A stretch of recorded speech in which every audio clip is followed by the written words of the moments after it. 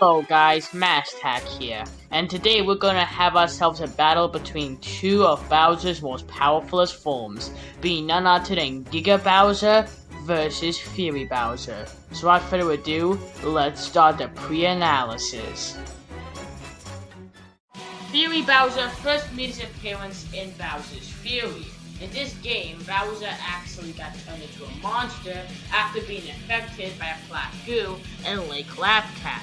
Of course, Bowser Jr. wasn't happy about his dad turning into a monster, so he actually got help from Mario to turn him back to normal. But Bowser wasn't really that happy with this idea, because throughout the game, he was terrorizing Mario, trying to defeat him so he won't go back to normal. But of course, Mario did eventually win, and Bowser went back to his regular form. But even if Fury Bowser did lose, however, doesn't mean that he is very weak, however. Far from it, because Fury Bowser is a powerhouse. Let's begin with Bowser's abilities, starting off with his fire.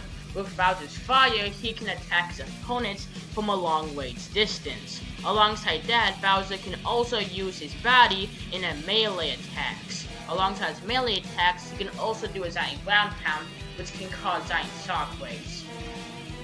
Let's begin with Feats. And Feats will be kind of easy for Bowser.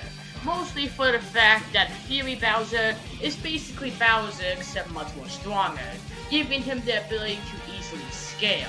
But even if he can easily scale, that's still kind of boring. So if Fury Bowser is very powerful, is he still powerful without scaling to the regular Bowser? Well, surprisingly, he is. Fury Bowser can easily be on par with Giga Cat Bell Mario, who is fast enough to dance Bowser's fire, which puts his speed around Mach 1. Alongside that, Fury Bowser can also be Lost Country level, surviving a giant explosion. Alongside that, Fury Bowser can also sense the landscape around him, which puts his power at Lost Country level to Island level as well. So yeah, even without scaling to the regular Bowser, Fury Bowser is still pretty powerful. Overall, Fury Bowser is a fierce opponent, due to him being big, scary, and being way stronger than the regular Bowser. Fury Bowser is a force to be reckoned with, and without doubt, Bowser's most powerfulest forms. Or is he? We'll find out right now, because today we're gonna show you the next contestant, being Gigabowser. Gigabowser first made his appearance in Smash Bros. Melee. In this game, he actually was one of the final bosses, which you had a likely chance of fighting. This version of Bowser being much more powerful, more creepier, and overall just a much more intimidating form of the Green Koopa. But even if Gigabowser is very powerful, however, how powerful is he? Well, let's talk about it right now.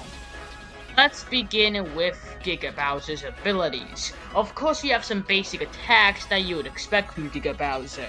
For example, you have his fireballs that he can use as a long distance attack, and his melee attacks that he can use with his body.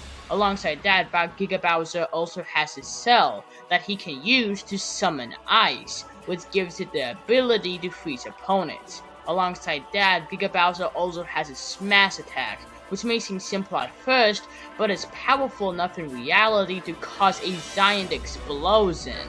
Gigabowser also has a ground pound as well that he can use to stomp on his opponents.